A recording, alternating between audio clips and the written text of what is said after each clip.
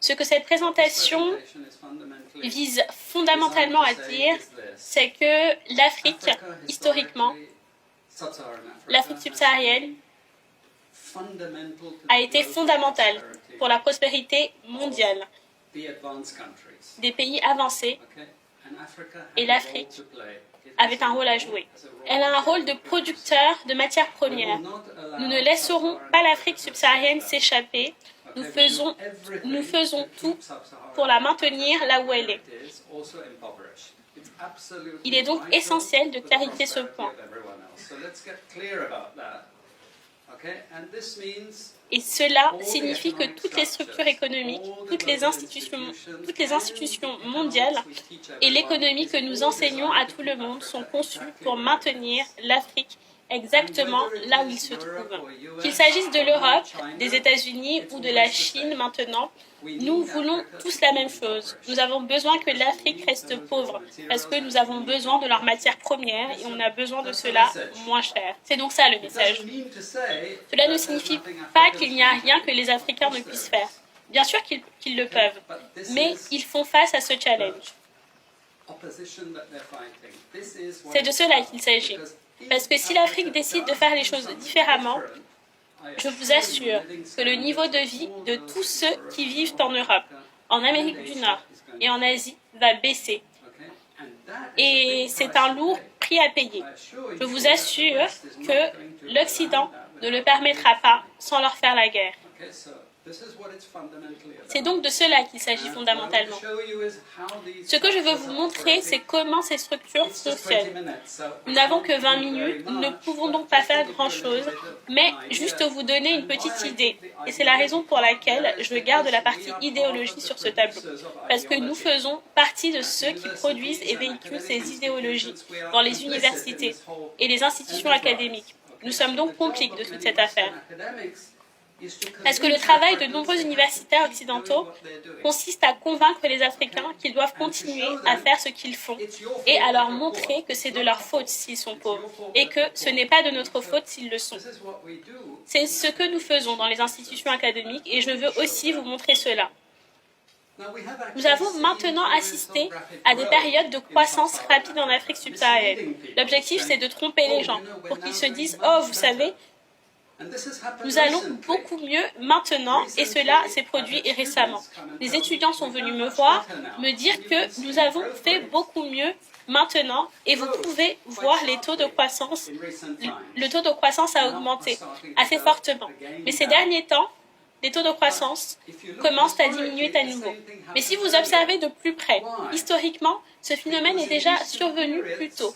Pourquoi? Parce que dans ces deux périodes, il y a eu l'industrialisation rapide de l'Asie de l'Est et encore avant cela, il y a eu la croissance rapide du Japon, de la Corée et de Taïwan, qui a conduit à l'aspiration des matières premières de l'Afrique.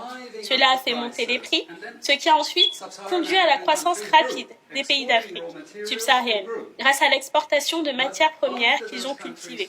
Mais une fois que ces pays ont fini leur phase d'industrialisation, la croissance de l'Afrique subsaharienne a une fois de plus baissé.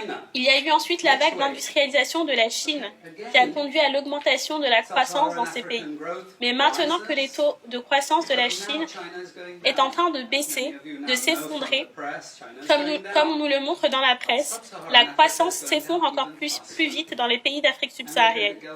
Et cela va nous conduire encore une fois au même point de départ, avec des prix de matières premières très bas, de très faibles taux de croissance et encore une fois le même type de pauvreté que nous avions observé auparavant parce qu'au final, l'Afrique subsaharienne est condamnée à ce rôle.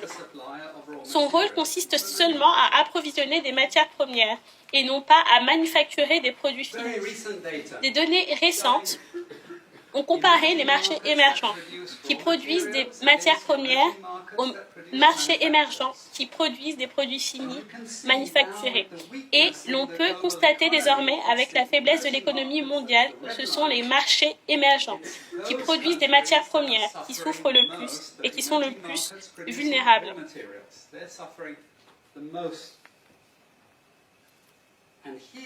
Et voici comment cela se traduit. Leur devise sont dévalués. Leur monnaie s'effondre. Beaucoup d'entre eux sont des pays d'Afrique subsaharienne,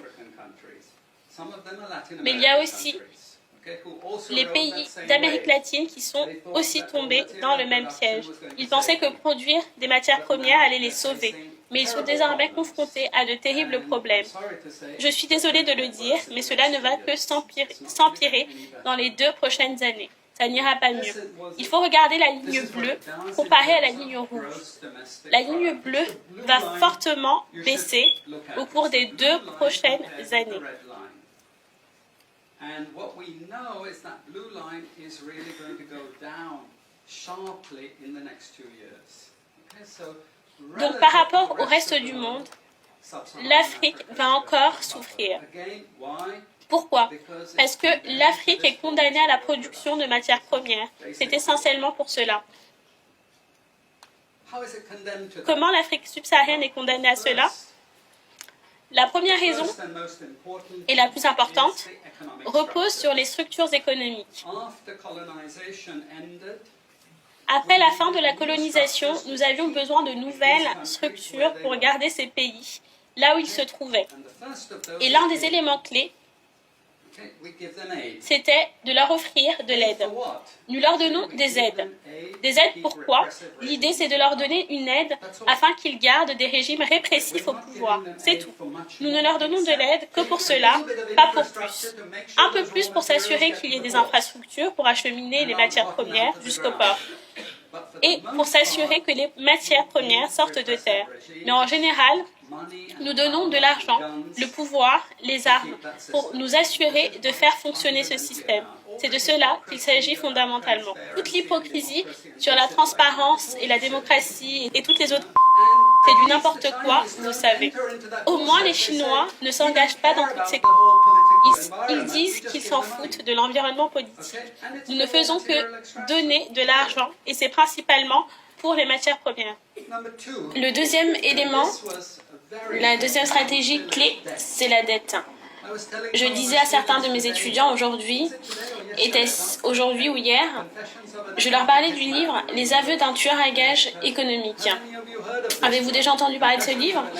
Un livre écrit par John Perkins qui a travaillé pour une très nébuleuse banque opaque dont personne n'avait jamais entendu parler.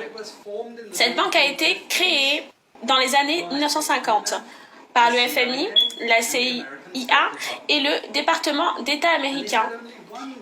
Et cette banque n'avait qu'un seul but, celui de prêter aux pays en développement qui produisaient des matières premières afin de les endetter.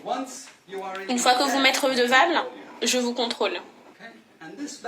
Cette banque avait 4000 employés. Mais personne n'a jamais entendu parler de cette banque. Vous voyez? Mais ils allaient de pays en pays offrant des prêts. Et si le président n'acceptait pas le prêt, il serait tué. Dans son livre, il donne 2 exemples de présidents qui ont été tués parce qu'ils n'avaient pas accepté le prêt. Vous voyez, le prêt est également très important pour piéger le pays. Il est très important qu'il fasse partie de ce processus. J'enseigne au Suriname. Et au Suriname, ces derniers temps, les devises étrangères étaient très importantes. Les réserves étaient si grandes qu'ils n'avaient pas besoin d'emprunter de l'argent. Et puis, l'un de mes étudiants, qui était très haut placé au sein du gouvernement, m'a confié « Vous savez pourquoi le FMI essaie de nous convaincre d'emprunter de l'argent aux étrangers ?»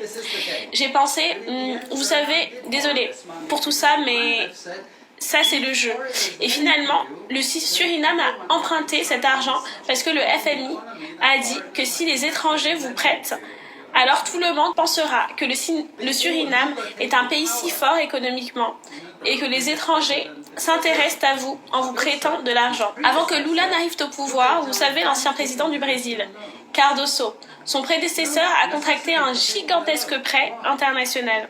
Aucune nécessité de contracter le prêt. Pourquoi? Parce qu'une fois que je vous aurai attrapé dans les filets de la dette, je te tiens pour toujours. Tu es mon prisonnier. Donc c'est énorme, la toile d'araignée qui a piégé l'Afrique subsaharienne et les maintient. Donc c'est d'abord l'aide, ensuite la dette. Nous avons une troisième structure qui, là encore, n'est pas connue de beaucoup de personnes. Mais c'est quelque chose qui a été mis en place et qui continue à ce jour sans que personne n'en parle et ne dise quoi que ce soit. C'est l'achat monopolistique structuré. Cela concerne l'achat de toutes les matières premières et les biens agricoles produits dans les pays en développement.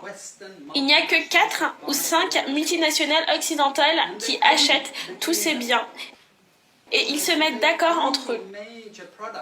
Donc si vous prenez n'importe quel produit important, ces multinationales occidentales s'entendent entre elles. Même si nous allons jusqu'à la production de bananes, il y a seulement 4 ou 5 multinationales qui s'associent afin de s'assurer que le contrôle est total. Parce que ce qu'ils font, c'est qu'ils forcent tous les producteurs à produire la même variété de bananes. Une banane uniforme. Vous savez la merde que vous achetez en Occident et qui n'a pas de goût. Vous vous rendez dans n'importe quel pays en développement, vous savez quel goût a une banane, n'est-ce pas? Il y en a tellement qu'il y a beaucoup de variétés, mais nous n'en commercialisons qu'un ou deux types. Donc nous avons le contrôle. Vous voyez, si vous ne produisez pas cela au prix que je souhaite, alors j'achèterai dans les pays voisins. Vous voyez donc comment nous prenons contrôle. Pour que ces acheteurs imposent ce contrôle, c'est comme ça qu'ils les gardent, en faisant baisser les prix de plus en plus bas. C'est le jeu, personne ne dit rien à ce sujet. Il n'y a pas de commission d'enquête pour dire que c'est illégal ce que vous faites. L'OMC n'a rien à dire à ce sujet. Mais désolé de vous dire que si le prix de la banane est multiplié par 10, surtout pour les personnes comme moi qui aiment les bananes, je protesterai. J'aime ma qualité de vie et mon niveau de vie. Et c'est pareil pour toutes les autres matières premières que vous voyez. Nous en profitons tous. Nous sommes complices de cela parce que nous allons protester et crier si notre situation venait à changer. Mais que font ces institutions? Que fait le FMI? Qu'est-ce que réellement l'ajustement structurel? Il s'agit de s'assurer que ces pays continuent à produire ce que nous voulons pour produire ce que nous voulons. Nous veillons à ce qu'ils aient un solde récurrent envers nous et qu'ils aient des problèmes de paiement. Vous remarquerez que ces pays ne sortent jamais des problèmes de balance, des paiements. Vous remarquerez que les pays qui n'ont jamais pris le soutien du FMI n'ont jamais de problème de déséquilibre et n'ont jamais de problème de balance. Par contre, les pays qui continuent d'obtenir des conseils et le soutien du FMI ont toujours des problèmes de balance et de paiement. Pourquoi? Parce que c'est ainsi que nous les gardons étranglés et prisonniers. Et c'est ce que nous avons fait avec le FMI et la Banque mondiale. Et ils ont également fait quelque chose de très important. Ils ont détruit l'autosuffisance alimentaire de ces pays. C'est la colonisation qui a bien commencé cela, mais l'une des choses les plus importantes, c'est que nous avons détruit l'indépendance alimentaire. La colonisation a commencé cela et la Banque mondiale a poursuivi. Ils ont obligé la plupart des pays à éliminer toutes les subventions et aides alimentaires. Parce que lorsque vous ne produisez pas votre nourriture, j'augmente mon contrôle sur vous. Comment nous le savons? Comme nous le savons, il s'est passé quelque chose de très drôle il y a quelques années. Mais ce n'est pas si drôle que ça en fait. Il s'agit de la famine d'un grand nombre de personnes au Malawi. Beaucoup d'entre vous s'en souviennent parce que c'était vraiment tragique. Mais le ministre des Finances malawien, qui était alors terriblement menacé à l'époque, a soudainement rompu le silence et a dit « Vous savez bien pourquoi nous avons cette famine. Parce que l'une des conditions du prêt accordé par la Banque mondiale a détruit tous nos stocks excédentaires de céréales. Pourquoi? Parce que souvenez-vous, nous vous voulons dépendants. » Dans les années 1970, le Sénat américain, le Congrès américain a déclaré que nous ne permettrons pas à l'Amérique latine de produire sa propre nourriture. Nous lancerons une stratégie impliquant le FMI et la Banque mondiale pour détruire l'autosuffisance alimentaire de l'Amérique latine. Alors ils seront effectivement notre véritable bas-secours. Et c'est exactement ce qu'ils ont fait. Regardez tous les pays d'Amérique latine. Si vous observez de près, ils étaient autrefois autosuffisants sur le plan alimentaire, mais ils ne le sont plus aujourd'hui. Personne ne vous a jamais dit que l'aide était conçue pour réellement lancer le processus de corruption dans un premier temps. Mais nous avons besoin de la corruption pour nous assurer que vous faites toutes ces choses. Mais désormais, nous blâmons les victimes. Vous êtes pauvres parce que c'est essentiellement de votre faute. Et vous êtes pauvres, stupides et corrompus. C'est fondamentalement le message que nous faisons passer aux gens. Nous avons également de nombreuses justifications, mais je vais dire quelque chose d'assez controversé pour terminer. Il y a également les approches plus éclairées, qui sont potentiellement aussi destructeurs pour le développement de l'Afrique subsaharienne, et c'est là que je reviens au FMI dans la Banque mondiale, que vous voyez maintenant. Ils sont tous dans la lutte contre la pauvreté, ils veulent que vous vous concentriez sur la redistribution des revenus, et c'est une bonne cause. Vous êtes jeune, vous êtes socialement conscient, vous n'aimez pas l'injustice, alors vous gravitez vers ce que nous appelons des stratégies en faveur des pauvres. Mais en réalité, je suis désolée de vous dire cela, c'est pas ce dont l'Afrique a besoin. L'Afrique a besoin d'une industrialisation agressive. Lorsque la Chine était un pays communiste et qu'il y avait la répartition égale, qui craignait la Chine? Qui les prenait au sérieux? Ils n'avaient même pas la taille des Pays-Bas. Mais aujourd'hui, je ne peux pas offrir un site internet ou un magazine sans voir la Chine, la Chine, la Chine. Et nous savons, ce qui a construit la Chine, ce n'est pas le socialisme ou le communisme. C'est le capitalisme, les gars. C'est la fabrication, c'est la production, c'est ce qui crée des emplois. Ce n'est pas pro-capitaliste, mais c'est la réalité. Je ne suis pas pro-capitaliste, mais c'est la réalité. Malheureusement, nous allons maintenant au tribunal nous faire rattraper avec le bon flic et le mauvais flic. Le FMI nous dira « Oh, vous devez vous concentrer sur la réduction de la pauvreté et la redistribution des revenus, tant que nous pouvons vous emmener loin de l'industrialisation, parce que c'est la chose cruciale, vous savez. » J'en resterai là et je suis désolée d'avoir pris autant de temps.